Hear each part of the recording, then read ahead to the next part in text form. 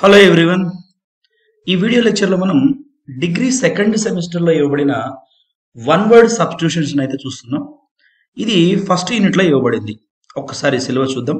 Unit 1 skills పార్ట్కి సంబంధించి vocabulary పార్ట్లో ఇచ్చారు వన్ వర్డ్ సబ్స్టిట్యూట్స్. అయితే ఎగ్జామ్కు వీటి నుంచి 5 మార్క్స్కి అయితే అడగబోతున్నాడు. అలాగే కొలొకేషన్ నుంచి కూడా 5 మార్క్స్ అయితే ఉండబోతున్నాయి. ఓవరాల్గా ఈ యూనిట్ నుంచి 20 మార్క్స్ అయితే అడగడం జరుగుతుంది. యులిసిస్ నుంచి ఒక 10 మార్క్స్, వన్ వర్డ్ సబ్స్టిట్యూషన్స్ కి 5 మార్క్స్, కొలొకేషన్స్ కి 5 మార్క్స్. ఇప్పుడు మనం వన్ వర్డ్ సబ్స్టిట్యూషన్స్ గురించి డిస్కషన్ చేద్దాం. ఇవి ఎగ్జామ్స్ లో క్వశ్చన్ చేసే విధానం ఎలా ఉంటుంది అంటే మ్యాచింగ్ అడిగేదానికి అవకాశం ఉంది. అయితే ఇవి ఎలా గుర్తు పెట్టుకోవాలి అనే విషయాన్ని ఇక్కడ మనం డిస్కస్ చేద్దాం. ముందుగా వన్ వర్డ్ సబ్స్టిట్యూషన్ అంటే ఏంటో చూద్దాం. One word substitution is the use of one word in place of a wordy phrase in order to make the sentence shorter and clearer.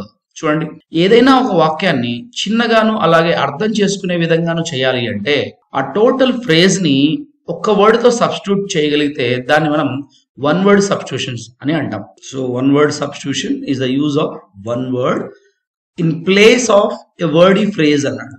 So wordy phrase అంటే group of words ని in order to make the sentence shorter and clearer. So ఏదైనా ఒక వాక్యాన్ని కుదించి రాయాలి అన్నా లేదా చాలా క్లియర్ గా అర్థమయ్యేటట్టు రాయాలి అన్నా మనకు హెల్ప్ అయ్యేటువంటివి ఏవి అంటే వన్ వర్డ్ సబ్స్టిట్యూషన్స్.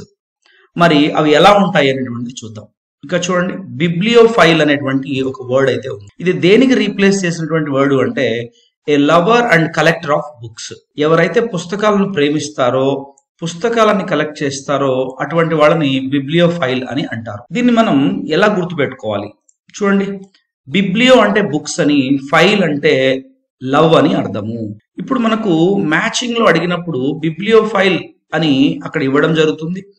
అలాగే దీనికి సంబంధించినటువంటి ఒక వర్డీ ఫ్రేజ్ కూడా వాళ్ళే ఇస్తారు. ఆ వర్డీ ఫ్రేజ్ లో మనకు లవ్ అని కానీ బుక్స్ అని కానీ ఉంటే అదే మన ఆన్సర్ అవుతుంది.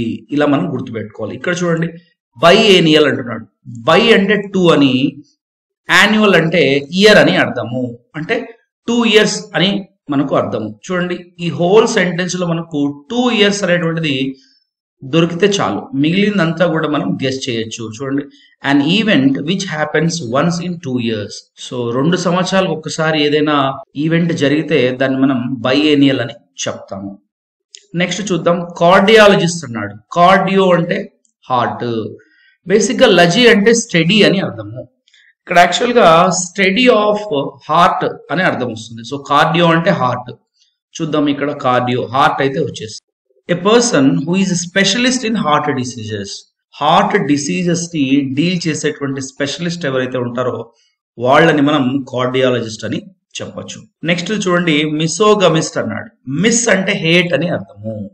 గమి అంటే మ్యారేజ్. చూడండి, వన్ హూ హేట్స్ మ్యారేజ్.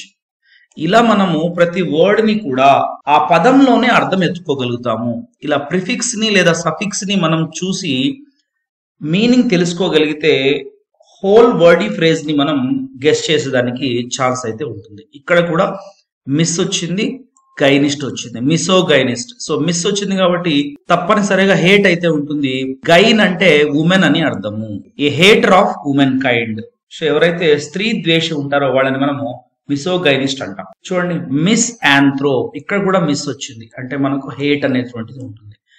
ఆంథ్రోప్ అంటే మ్యాన్ కైండ్, హ్యూమన్ అని అర్థము. చూడండి, ఏ హేటర్ ఆఫ్ మ్యాన్ కైండ్ అంటే మనుషుల్ని ద్వేషించే వాళ్ళని మిస్ ఆంథ్రోప్ అని అంటాము. అలాగే లజీ అంటే ఇందాక చెప్పాను, లజీ అంటే స్టడీ అని అర్థము. ఇక్కడ ఆంథ్రోప్ అంటే హ్యూమన్ ఉంది. మనకు ఒకవేళ ఆంథ్రోపాలజీ ఉందనుకోండి, study of evolution of man kind అని అయితే ఉంటుంది. లజీ అంటే స్టడీ, ఆంథ్రోప్ అంటే మ్యాన్ కైండ్. సో ఇలా మనం ఏదైనా ఒక వన్ వర్డ్ సబ్స్టిట్యూషన్ కి మీనింగ్ గెస్ చేయడానికి ఆ పదంలోని ప్రిఫిక్స్లు కానీ సఫిక్స్లు కానీ మనకు హెల్ప్ అవుతాయి. చూడండి, మ్యాట్రిసైడ్ అన్నాడు. ఇక్కడ సైడ్ అంటే మర్డర్ అని అర్థము. మ్యాట్రి అంటే మదర్ అని అర్థము. Murder of mother. సో తల్లిని హత్య చేస్తే దాన్ని మనం మ్యాట్రిసైడ్ అని చెప్తాం. అలాగే ప్యాట్రీ అంటే ఫాదర్, సైడ్ అంటే murder. So murder of father. చూడండి, సైడ్ మళ్ళీ ఇక్కడ కూడా వచ్చింది. సైడ్ అంటే మర్డర్. సొరోరిసైడ్ అంటే మర్డర్ ఆఫ్ సిస్టర్. సొరోర్ అంటే ఇక్కడ సిస్టర్ అని అర్థము. ఇలా మనము ప్రిఫిక్స్ ల ద్వారా గానీ సఫిక్స్ ల ద్వారా గానీ వన్ వర్డ్ సబ్స్టిట్యూషన్స్ ని ఈజీగా గుర్తుపెట్టుకోవచ్చు. మోస్ట్ కామన్ గా అడిగేటువంటి సఫిక్సెస్ కొన్ని ఉన్నాయి, వాటికి లాజిక్స్ ఉండవు, మనం గుర్తుపెట్టుకోవాలి. చూడండి, ఆప్టిమిస్ట్, పెసిమిస్ట్. ఇక్కడ ఆప్టిమిస్ట్ అంటే మనకు brighter side of the things అని, పెసిమిస్ట్ అంటే darker side of the things అని. ఎవరైతే ఆశావహులు ఉంటారో వాళ్ళని ఆప్టిమిస్ట్లని, ఎవరైతే నిరాశావాదులు ఉంటారో వాళ్ళను పెసిమిస్ట్లని అంటాము. సో ఆప్టిమిస్ట్ అనగానే brighter side of the things, pessimist అంటే darker side of the things. So darker అంటే చీకటి కోణము, సో బ్రైటర్ అంటే వాళ్ళు వెలుగులో చూస్తారనమాట. A person who looks at the brighter side of the things, a person who looks at the darker side of the things. ఇది చూడండి, theist, a person who believes in God. భగవంతుణ్ణి నమ్మేటువంటి వాళ్ళని theist అని అంటాము. ఇక్కడ ఎథీస్ట్ అంటే దీనికి opposite, who does not believe in God. దేవుడి పట్ల నమ్మకం లేనటువంటి వ్యక్తులను ఎథీస్ట్ అంటాం. ఇక్కడ కన్ఫ్యూజ్ చేసేదానికి స్కోప్ ఉంటుంది, అదే యాగ్నోస్టిక్. ఇక్కడ థీస్ట్ అంటే పూర్తిగా దేవుడిని నమ్ముతాడు, ఎథీస్ట్ అంటే దేవుడి పట్ల నమ్మకం ఉండదు. కానీ యాగ్నోస్టిక్ అంటే దేవుడు ఉన్నాడా లేడా అనేటువంటి సందేహం అయితే కలిగి ఉంటుంది అనమాట. అటువంటి వ్యక్తులను one who doubts in the existence of God. So దేవుడు ఉనికి ఉందా లేదా అనేటువంటి సందేహం కలిగి ఉన్నటువంటి వాళ్ళని యాగ్నోస్టిక్ అని అంటాము. ఇలా మనం వన్ వర్డ్ సబ్స్టిట్యూషన్స్ ని ప్రిఫిక్స్ సఫిక్సెస్ ద్వారా గుర్తు పెట్టుకోవడానికి అవకాశం ఉంటుంది. చూడండి, ఆటో అనే పదం కూడా మనకు ఉంది. ఆటో అంటే ఏమని? సెల్ఫ్ అని అర్థము. గ్రాఫ్ అంటే రైట్ అని అర్థము. సో ఎక్కడైనా గ్రాఫ్ అనే పదం కనపడితే ఆ హోల్ వర్డ్ ఫ్రేజ్ లో మనకు రైట్ అనేటువంటి వర్డ్ మనకు హింట్ వర్డ్ దొరుకుతుంది. అలాగే ఆటో అంటే వన్ అని కానీ సెల్ఫ్ అని కానీ ఉంటుంది. సో మనం ఇలా ప్రిఫిక్సెస్ ని సఫిక్సెస్ ని నేర్చుకోగలిగితే వన్ వర్డ్ సబ్స్టిట్యూషన్స్ అనేటువంటివి ఈజీగా మనం గుర్తుపెట్టుకోవచ్చు. ఇప్పుడు ఎగ్జామ్ పాయింట్ ఆఫ్ వ్యూలో ఎలా అడుగుతారు అనేటువంటిది చూద్దాం. ఇలా మనకు match the following words with their meanings అని చెప్తారు. కాలం ఏ ఇస్తాడు, కాలం బి ఇస్తాడు.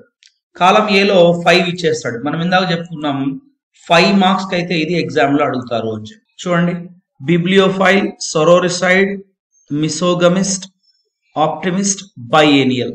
సో ఇక్కడ డిస్కస్ చేసినవే ఇచ్చాను నేను. ఇక్కడ మోర్ దెన్ 5 ఆప్షన్స్ ఉన్నాయి, అంటే మనకు 8 ఆప్షన్స్ అయితే ఉన్నాయి. కన్ఫ్యూజ్ చేయడానికి ఆప్షన్స్ కొన్ని ఎక్కువ ఇస్తున్నాడు. ఇప్పుడు మనకు తెలుసు బిబ్లియో అంటే బుక్స్ అని, సో ఫైల్ అంటే లవ్ అని అర్థం. చూద్దాం ఎక్కడుంది బుక్స్ అనేటువంటిది. ఇక్కడ మనకు బుక్స్ అయితే ఉంది, ఇక్కడ లవర్ అని ఉంది, కాబట్టి మనకు ఆప్షన్ డి అవుతుంది. అలాగే సొరోరిసైడ్, సైడ్ అంటే మర్డర్, సో ఇక్కడ మర్డర్ ఉంది. ఇలా హింట్ ని మనం చూసినట్లయితే ఓవరాల్ గా చదవాల్సిన అవసరం లేదు, సింపుల్ గా వన్ వర్డ్ ద్వారానే ఆన్సర్ ని మనం ఈజీగా క్యాచ్ చేసేయచ్చు. చూడండి, మిస్ అంటే హేట్ ఉంటుంది, గమి అంటే మ్యారేజ్ ఉంటుంది. సో ఇక్కడ మిస్, హేటర్ ఎక్కడుందో మనం చూసుకుందాము. చూడండి, హేటర్ ఉంది, ఉమెన్ కైండ్ ఉంది. ఇక్కడ ఉమెన్ కైండ్ అంటే ఏంటి? మిసో గైనిస్ట్, గైన్ అంటే ఉమెన్, గమిస్ట్ అంటే మ్యారేజ్. సో ఇక్కడ ఉందన్నమాట, ఇక్కడ హేట్ ఉంది, ఇక్కడ హేట్ ఉంది. సో కాకపోతే మనకు గమి అంటే మ్యారేజ్ కాబట్టి మన ఆప్షన్ ఏమవుతుంది? జే అయితే మన ఆప్షన్ అవుతుంది. చూడండి, ఆప్టిమిస్ట్. ఆప్టిమిస్ట్ అంటే మనం ఏం చేసాము? బ్రైట్ సైడ్ అన్నాం. ఇదిగోండి బ్రైట్ సైడ్ అంటే మన ఆప్షన్ ఏమవుతుంది? హెచ్ అవుతుంది. బై అంటే 2 అన్నాము. యాన్యువల్ అంటే ఇయర్ మనకు తెలిసిందే. సో ఇక్కడ 2 ప్లస్ ఇయర్ అనేటువంటిది ఎక్కడ ఉంది? ఇక్కడ ఉంది, కాబట్టి మన ఆప్షన్ బి అనేది అవుతుంది.